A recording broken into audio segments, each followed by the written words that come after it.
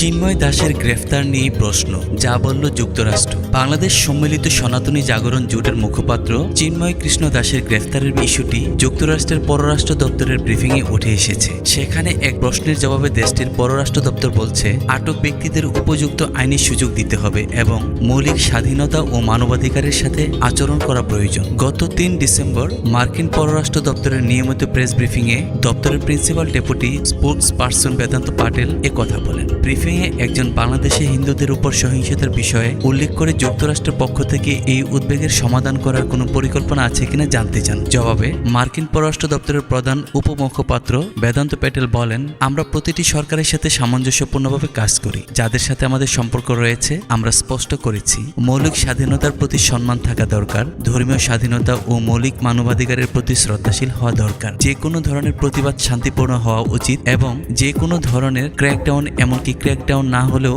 সকল দেশের সরকারকে আইনের শাসনকে সম্মান করতে হবে এবং এর অংশ হিসেবে মৌলিক মানবাধিকারকেও সম্মান করতে হবে। আর এ বিষয়ে আমরা গুরুত্ব আরোপ চালিয়ে যাব।